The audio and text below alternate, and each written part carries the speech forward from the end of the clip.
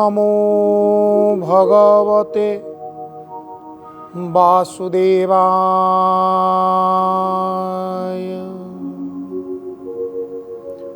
ओंकार बिंदु संयुक्तं नित्यं ध्यायन्ति योगिनः कामदं मोक्षदं चैव। ओंकाराय नमो नमः। ओंकाराय नमो नमः। कदाचित् कालिंदे तट विपिन संगीत कवरो मुदा भीरिनारी बदन कमला स्वाद मधुपः। रमा शंभुर ब्रह्मा मरपति गणेशार्चित पदो जगन्नाथ स्वामी नयन पथगामी भवतु मे भवतु मे भवतु मे। हे महाप्रभु मोर प्राणर ठाकुर हृदय को रत्न सिंहासन करी सजाई ए चर्मचक्षु को सुंदर फूल परी बिछेई देइछि आपणकर चला पथरे। अनुगृहित करंतु एई सुंदर नयन पथर चलापथ को आपणे नहीं मोर हृदय रत्न सिंहासन रे विजे करी मो परी अकिंचन उपरे कृपा करंतु। अहो भाग्य आम मानकर पतित पावन बाना तले मथा गुंजिबाकू महाप्रभु आम उपरे करुणा बाढ़ी देइचंती। भगवान करे अशेष करुणा को संबल करी आपण मानकर पाद तले प्रणिपात ज्ञापन करुची स्वागत करुची आमर श्रीमद् भागवत कथा को। अमृत ये अमृत को जी पीची से जीवन मुक्त हो जाइछि। साधारण अमृत सिना आपण मानंकु मृत्यु मुखरु वंचित करी चिरजीवन दे दिए, किंतु चिरजीवन कौन हब जदि से हरिभक्ति नहीं। तेणु श्रीमद् भागवत कथामृत ये एभली अमृत जो अमृत को पान कले जीवन मुक्त हो जाए। जीव जी थाउ थाउ अपूर्व मोक्षर मुक्तिर स्वादर अपूर्व रस से आस्वादन करे। नारद जी कहउचंती, हे पूज्य व्यासदेव जी आपण तो अखंड ज्ञानी, आपण को कौन कहिबी। तथापि मोर जीवन कृत कृत्य सुण हे सत्यवती सुत। से बिनु न जान मो सर्वगति भगवान। लाज भय को परिहरी हृदय गोविंद नाम धरी। अनंत नाम गुण जेते चित्ते सुमरी अविरते। भूमि करई पर्यटन विगत राग तुष्ट मन। मद मच्छर मान तेजी कृष्ण चरण दृढ़े भजी। षड़रिपु काम क्रोध लोभ मोह मद मत्सर छटी जाक गुण को मु परिहार करदेली। इतस्तत पर्यटन करने को लगिली। कौनसी गोटे निर्दिष्ट स्थान रे रहिली नाही, कारण काले से स्थान सहित मोर ममत्व जोड़ी हो जीवो, मोह जोड़ी हो जीवो। मु अन्न वस्त्र बासगृह ये तीनोटीर चिंतार आदौ रहिली नाही। मु केवल आउ केवल निरते कृष्ण नामे जड़ी लाज व्यवहार परिहरी। आमे सब लाज करे, एटा पिंधिचे सेटा पिंधिबानी, एटा खाऊचे सेटा खाइबानी, अमुक गाड़ीटा चढ़ीबानी, घरे सम्मुख रंगुटा दबा। कहीं समाज रे लोक कौन कहिबे, आमर तो पुणी गोटा खातिर अच्छी। तेणु निज पदमर्यादा निजर बड़ीमा को बंचेवा पाई आमे लाज व्यवहार को ग्रहण करी अनेक कथा करे। ସେଥିରେ ହରି ନାହାନ୍ତି। ସେଥିରେ ଖାଲି ଆମ ଅହଙ୍କାର ସାବ୍ୟସ୍ତ ହୁଏ ଯେ ଆମେ ତାଠାରୁ ଭଲ ବଡ଼। କିନ୍ତୁ ଯେଉଁଥିରେ ହରି ମିଳିବେ ନାରଦ ସେଇ କଥା କହୁଛନ୍ତି। ମୁଁ ସଦାସର୍ବଦା ବିରକ୍ତ ରହିଲି। ବିରକ୍ତ ମାନେ କୌଣସି ନିର୍ଦ୍ଦିଷ୍ଟ ବସ୍ତୁରେ ଆସକ୍ତ ନ ହୋଇ ଯିଏ କୃଷ୍ଣ ନାମ ଭଜନରେ ବୁଡ଼ି ରହିଲେ ତାଙ୍କୁ କହନ୍ତି ବିରକ୍ତ। କିଛି ଦିନ ଗଲା, ଧୀରେ ଧୀରେ ଶରୀର ମୋର ବୁଢ଼ା ହେଲା। ଶରୀରର ଧର୍ମ ହେଉଛି ଯେତେବେଳେ ସେ ଜରାଗ୍ରସ୍ତ ହେବ, ବାର୍ଦ୍ଧକ୍ୟଗ୍ରସ୍ତ ହେବ, ବାସାଂସି ଜୀର୍ଣ୍ଣାନି ଯଥା ବିହାୟ,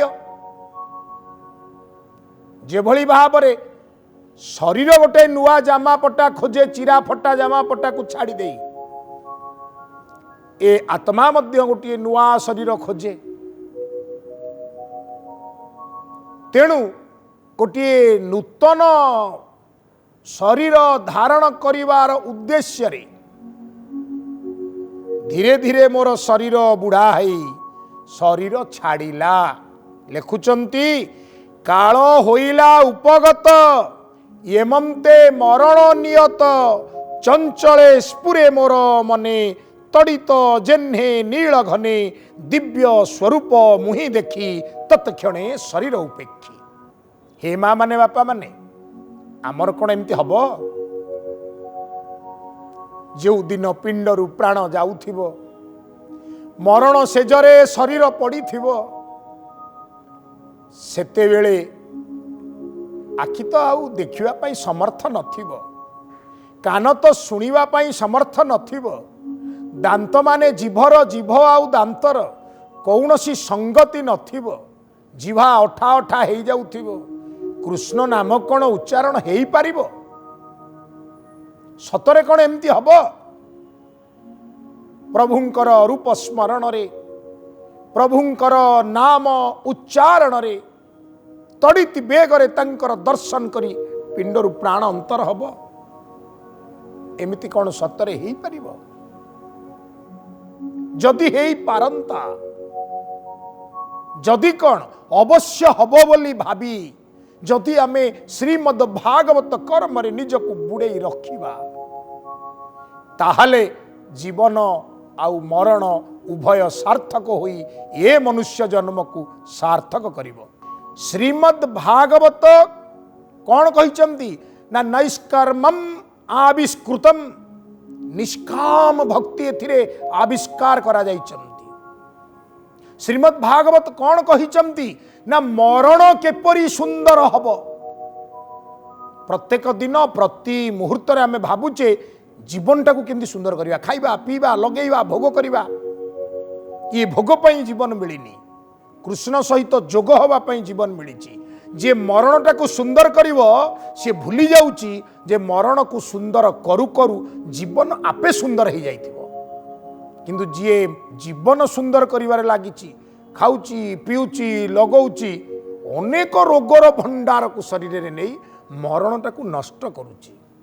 ଘାଣ୍ଟି ଚକଟି ହେଇ ଜୀବନ ବ୍ୟାକୁଳ କରି ମୃତ୍ୟୁବରଣ କରିବ, ଶେଷରେ ଆଉ ଗୋଟେ କେଉଁ ଇତର ଯୋନିରେ ଯାଇ ଜନ୍ମ ନେବ।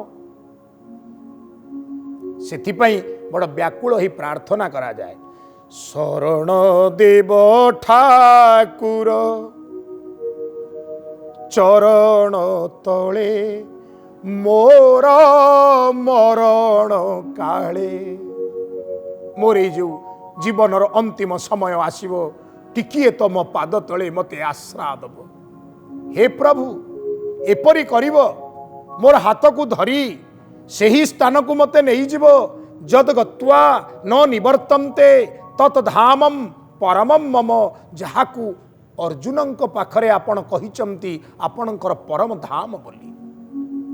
ଭାଗବତରେ ଯାହା ଶ୍ରୀ ନାରଦଜୀଙ୍କୁ ପ୍ରାପ୍ତ ହେଲା, ନାରଦଜୀ କହୁଛନ୍ତି ବ୍ୟାସଦେବଜୀ, ମୁଁ ପିଣ୍ଡରୁ ପ୍ରାଣ ଛାଡ଼ିଲି, କିନ୍ତୁ ପ୍ରଭୁଙ୍କର ଏତେ କୃପା, ମୋତେ ଆଉ ଗୋଟେ ଶରୀର ଦେଲେ ନାହିଁ।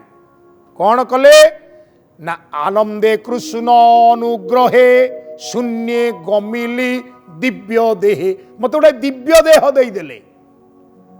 ଆଉ କୌଣସି ଯୋନିଗତ ଜନ୍ମ ମୋତେ ଦେଲେ ନାହିଁ, କେଉଁ ମାର ଗର୍ଭରେ ନେଇକି ମୋତେ ସ୍ଥାନ ଦେଲେ ନାହିଁ। कल्पान्ते दीन प्रलय रे ए सृष्टि दक्षिण उदरे क्षीराब्धि जल मध्य स्थित अनंत शयने अच्युत पशिली तार अभ्यंतरे निर्लेप निर्मल शरीर। या भितर कल्पांत अंत हो गला। अनंत शयन रे प्रभु अछंती सृष्टि को निज गर्भ को नहीं जाइथिले पुणी सृष्टि करिवे बोली विचार कले। सेतिकी बेले मते गर्भ भितर रखी महाप्रभु कौन कले ना जो नूतन ब्रह्मा आसिले नूतन ब्रह्मांकर मानस पटरे 7 जन ऋषि को से प्रसूत कराइले सृष्टि कराइले मानस पुत्र रूपरे। अत्रि अंगिरा वशिष्ठ मरीचि तत्रु पुलह पुलस्त्य ता भितरे मते भी सृष्टि कराइले मु भी ब्रह्मांकर मानस पुत्र ही जन्म नेली। मते देवता मानंक भितर परिगणित करागला किंतु मु तो जात स्मर हो जाइथिली हरि भक्तिर महिमा को बुझी जाइथिली। तेणु देवता माने नृत्य संगीत सुरापान देह भोग रे विलसित होउतले सेमानंकर पुनः पतन होउतला पुणी सेमाने देवत्व प्राप्ति होउतले। मु से चक्र रे पड़िली नाही। मु देवता होई मध्य ऋषि परी भगवत नामानुकीर्तन रे रहिली गुणानुकीर्तन रे रहिली। तेणु मोर नाम हो गला देवर्षि। भगवान मो ऊपर एते प्रीत हेले जे माँ महालक्ष्मी स्वयं जो वीणा वादन करी सप्तस्वर आंदोलन सृष्टि करी भगवान कर कीर्तन करती मते सेई वीणा भगवान आनी देई देले। हाँ सुनी संतोष मोर बाणी वीणा गोटिए देले आणी सपत स्वर विभूषणा सुस्वर नाद 3 गुणा स्वर मूर्छना नाद बाई आनंदे कृष्ण गुण गाई निरते भ्रमे त्रिजगते सुण कहिबा आउ केते कहिबी ए तो गोटे मोर कर्म भगवानंकर नामानुकीर्तन गुणानुकीर्तन यही वीणा को बाई बाई देखुन भगवान स्वयं ए वीणा देइचंती सप्त स्वर आंदोलित करी उत्तोलित करी श्रीमन नारायण नारायण नारायण लक्ष्मी नारायण नारायण नारायण कही मु त्रिभुवन परिभ्रमण करुची। एई सुंदर वीणा आजी तुमर मोहनाश करू मनरे जो संशय अच्छी ता नाश हो जाऊ। शुण हरिर भय चरण शेष तीर्थंकर स्थान से पाद करते स्मरण शीघ्र मो चित्ते नारायण कृष्णर गुणगाथा घोषी आनंदे सुख नाबे बसी हेले तरीबे हरि गाई अन्यथा सुख लेसे नाई। एई भली गोटे काम कर कौन ना जहा कले ताकू गाई ये साधारण जनता माने कलिकाल मनुष्य माने भगवानकर नाम गुण रूपक सुंदर डंगारे सवार हे भव सागर को पार हे जिवे। आउ ताहा कौन ना श्रीमद् भागवत महापुराण भागवत धर्म निर्णय श्रीकृष्ण लीला कीर्तन ताहा ही कर। एक कथा सुनी बड़ आनंदित हेले व्यासदेव जी एवं से नारद जींकर पाद को जाबुड़ी धरी बारंबार बारंबार तांकर पादरे प्रणिपात ज्ञापन करने को लगिले। आपण गुरु स्वरूप रे आसिले भागवत धर्मर नूतन दिग मो भितर सृष्टि कले मते कृष्ण चरण रे समर्पित हवा पाई प्रेरणा देले। यही प्रेरणा साधुर प्रेरणा ये साधुर प्रेरणा जगत जनर कल्याण करिवो। साधुर सुंदर धर्म आत्ममुख्याय जगत हिताय निजर कल्याण तो आपण कले तत्सहित मो परी विचलित व्यक्तिर एवं ये कलिहत सकल मानवर कल्याण भी आपण कले। हे नारद जी आपणकर जय हो। एठी प्रथम स्कंद षष्ठ अध्याय परिसमाप्ति हेले। बोलई दास जगन्नाथ प्रथम स्कंदे भागवत अति बड़ी जगन्नाथ दासंकर भी जय हो जय हो जय हो। सप्तम अध्याय प्रथम स्कंदर प्रारंभ हेबे। सुत महामुनि को घेरी बसी सौनक आदि मुनि माने पचारिले नारद जी तो बड़ सुंदर भाव नहीं भागवत धर्म एवं कृष्ण लीला गुण कीर्तन करिवा पाई श्री व्यासदेवंक भितरे भागवत सृष्टि करिवा पाई प्रेरणा दे चाली गले। एबे से व्यास जी से कौन कले आमको टिके बुझे कुह। बड़ सुंदर शब्द रे उत्तर करुचंती सौनक आदि मुनि मान उद्देश्य रे सुतजी। सुतजी कहउचंती से ब्रह्म नदीर पश्चिमे आश्रम श्याम प्रासना में तही अशेष मुनिजन एणु अनेक यज्ञ स्थान। ये जो श्यामप्रास नामक आश्रम जहाँ बद्रिकाश्रम उत्तर को सरस्वती नदी गंगा नदी ए समस्ते सेठी प्रवहमान ऋषि माने सुंदर आश्रम आउ यज्ञस्थली स्थापन करिचंती। एभली एक पवित्र स्थान रे बद्रिकाश्रम रे व्यासजी नारदजींकर आदेश को पाथेय करी श्रीमद् भागवत रचनारे मनोनिवेश कले एवं भगवत तत्व श्रीकृष्ण लीलानुचरित जीवन शिक्षा ता मध्यरे वैष्णव तत्व को एभली जोड़ी देले जे ताहा पुराण शिरोमणि पुराण सम्राट रे परिणत हे गला। तेणु व्यासदेव चीर नमस्य। बोलिए पूज्य व्यासदेव जी महाराज की जय।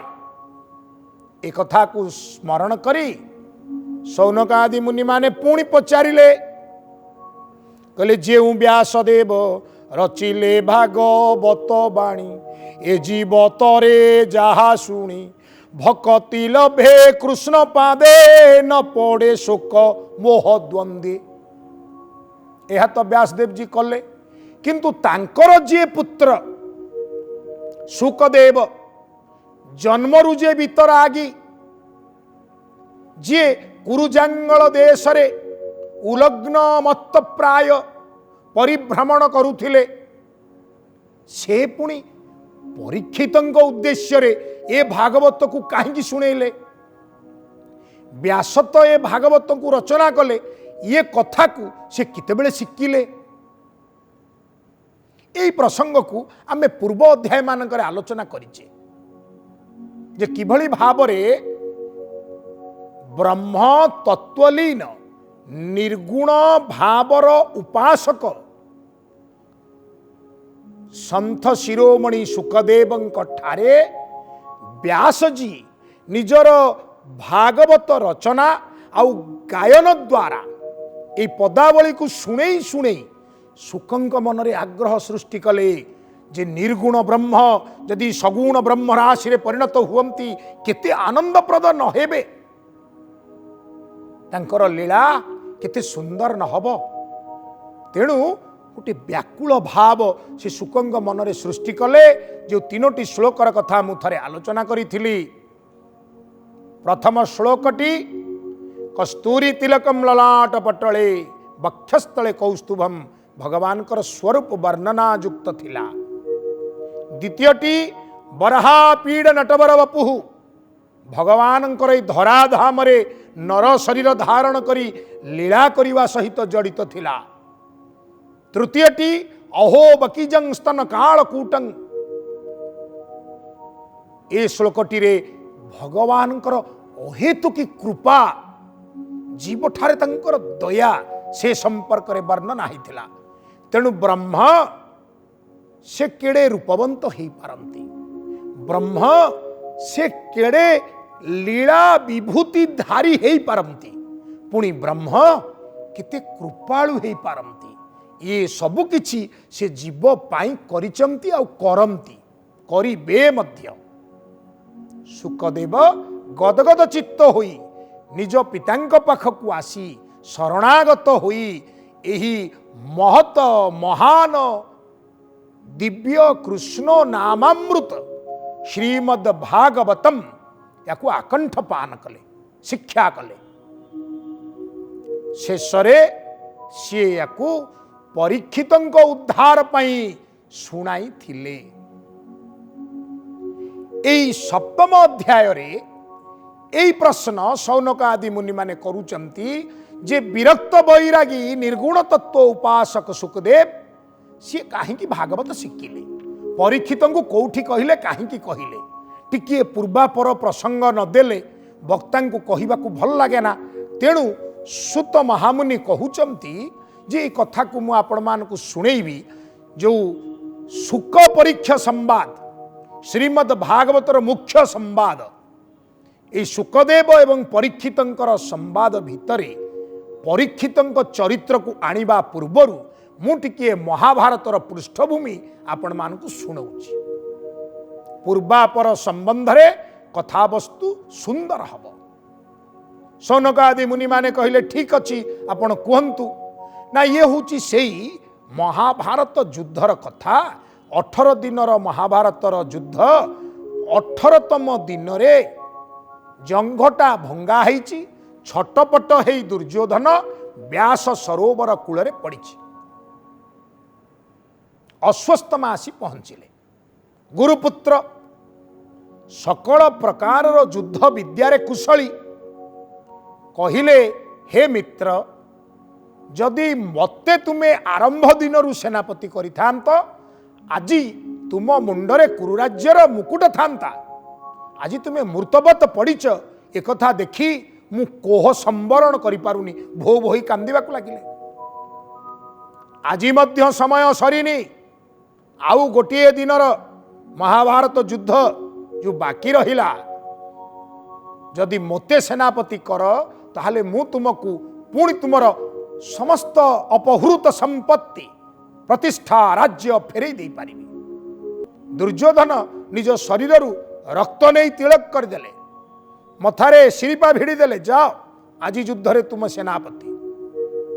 ये सेठी थाई अस्त्र स्मरण कले भल युद्ध विद्या शिखिचंती ना कहले जाओ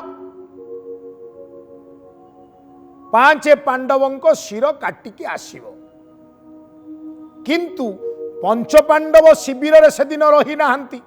भगवान कृष्णंकर ये लीला युद्ध रे विजयी हेल दुर्योधनर जानुभंग कल तेणु एथर चाल एठी न रही आमे कौरव कूलर शिविर रे विजय उल्लास पालन करिबा। द्रौपदी 5 पुओ शोइथिले शिविर रे तांको मुंड कटी तळे पड़ीगला। मुंड 5टा जाक आनी देखैले अंधारे दुर्योधन हा हा चित्कार करी प्राण छाड़ीगला। कौन हेला रे धिक्कार कले अनेक अश्वस्थमा को प्राण छाड़ीगला। दुर्योधनर अश्वस्थमा जानिला विराट भूल हो जाइछि लुचिकिरी पळेई गला। द्रौपदी हा पुत्र कही क्रंदन करुचंती। अर्जुन आसी संकल्प करदेले सी जीए हेई थाउ एड़े बड़ आतताई शोइथिबा अवस्था शिशु मान को बद्ध करिछि मु ताकू निश्चित रूपे बांधी आनी तुम आगरे पकेइबी जहा शास्ति दब दब। एई बाणी एई कहानी प्रायतः आपण माने शुणिचंती। मोर किंतु विशेष आग्रह अछि द्रौपदींकर एई जो चरित्र दिग जो जड़े महिषी नारी जी प्रतिशोध परायणा किंतु केड़े क्षमाशीला। 5 पुओंकर मुंड को जी काटिची सी ताकू केड़े उदार चित्तरे क्षमा करि पारंती तारी वृत्तांत आमे शुणिबा किंतु आगामी अध्याय रे। समयर आदेश बाणी आज एठी विश्राम नेबे। प्रेम सह आसंतु कहिबा ओम नमो भगवते वासुदेवाय।